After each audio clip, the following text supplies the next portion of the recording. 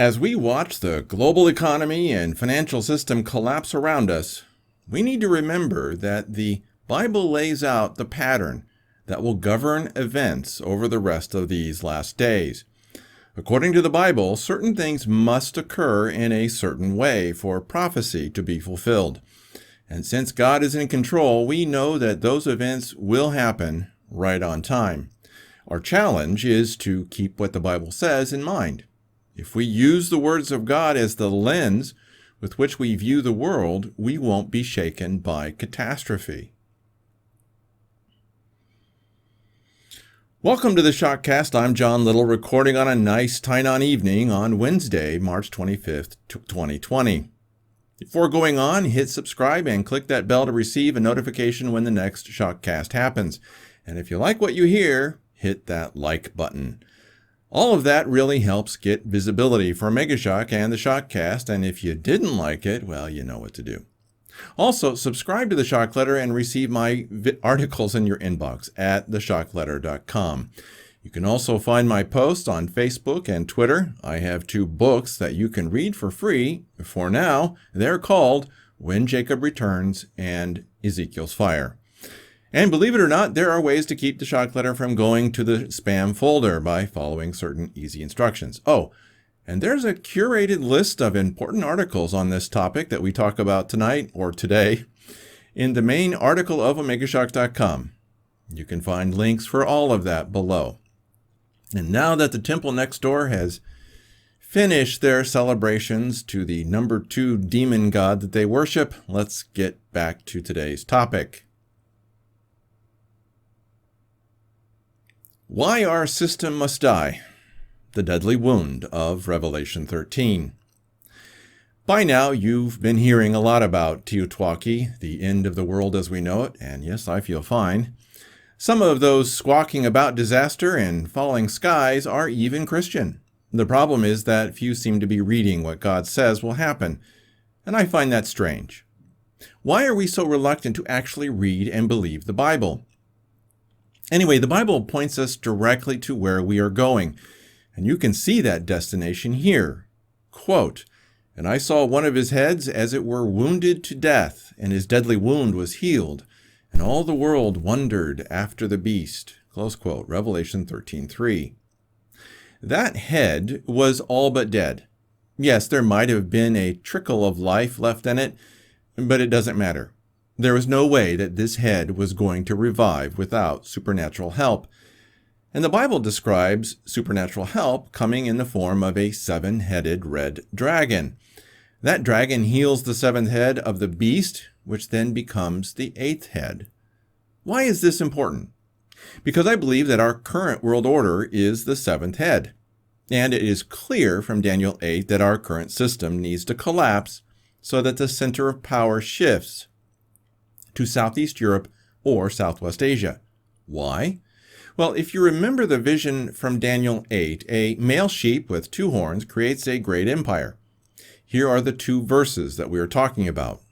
Quote, "Then I lifted up mine eyes and saw, and behold, there stood before the river a ram, which had 2 horns, and the 2 horns were high, but one was higher than the other, and the higher came up last. I saw the ram pushing westward and northward and southward, so that no beasts might stand before him. Neither was there any that could deliver out of his hand. But he did according to his will, and became great." Close quote. Daniel 8, verses 3 through 4. That is the Persian Empire. The 2 horns are the Medes and the Persians that eventually became just Persia. And history shows that it almost succeeded in conquering all of Greece. And we still run marathons to this day in memory of the great defeat of Persia at, you guessed it, Marathon. Then the Persians got fat and sloppy, and that gave another animal a chance to rise. This animal gets 4 verses in Daniel 8. Quote, "And as I was considering, behold, an he-goat came from the west on the face of the whole earth, and touched not the ground, and the goat had a notable horn between his eyes. And he came to the ram that had 2 horns, which I had seen standing before the river, and ran unto him in the fury of his power. And I saw him come close to the ram, and he was moved with choler against him. and smote the ram, and brake his 2 horns. And there was no power in the ram to stand before him. But he cast him down to the ground, and stamped upon him. And there was none that could deliver the ram out of his hand. Therefore the he-goat waxed very great, and when he was strong, the great horn was broken. And for it came up 4 notable ones toward the 4 winds of heaven. Close quote, Daniel 8, verses 5 through 8. History tells us that Alexander arose at a moment when Persia was weak, corrupt, and stretched too thin. This gave Alexander a chance to use superior tactics and technology to grab everything from modern-day Turkey through to the Indus River of Pakistan. Unfortunately, Alexander got sick, or was poisoned, and died without having an heir strong enough to take over his empire. His wife, Roxana, was pregnant at the time with Alexander IV, but was murdered along with her son 14 years later. And that's how Alexander's empire splintered into 4 main pieces. And this is where we get to our main point. Daniel's vision refers to a man of fierce countenance that rises out of one of the 4 kingdoms of Alexander. That man must be the Antichrist and not Antiochus IV, also known as Antiochus Epiphanes. I describe why here in an article that I wrote just about 2.5 years ago, titled Where the Antichrist Comes From, Part 2.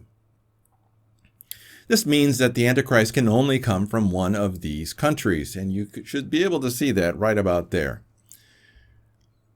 That list might seem like a long one, but you'll notice who is not included: Europe and the Americas.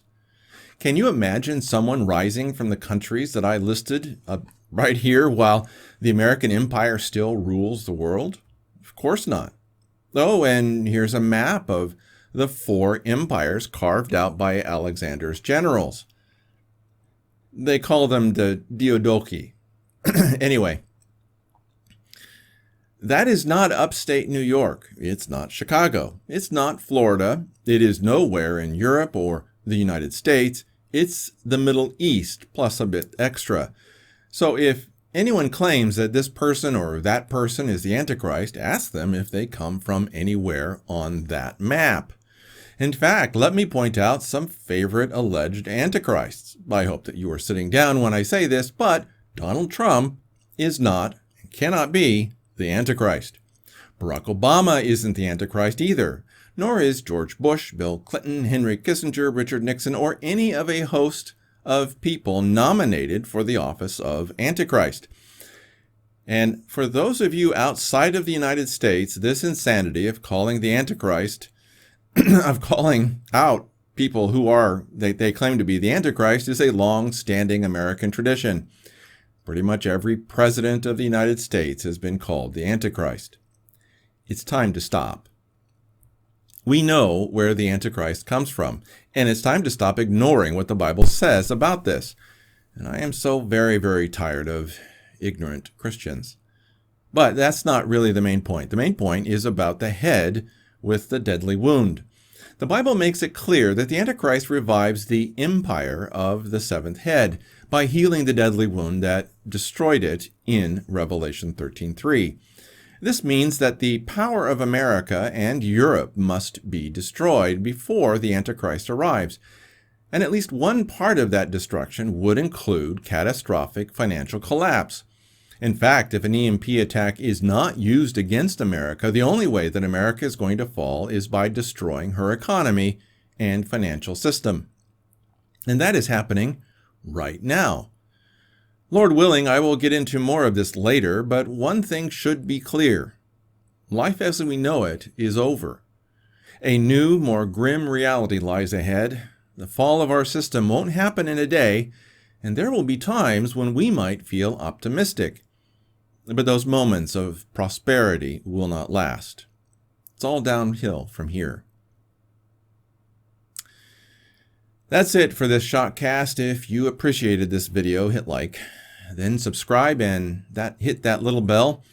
Also, leave a comment. I look forward to seeing what you have to say about what was said here. Your input is truly welcome. You can also get my articles and updates in your inbox through the Shock Letter at theshockletter.com and read my books for free, When Jacob Returns and Ezekiel's Fire. They just might save your life.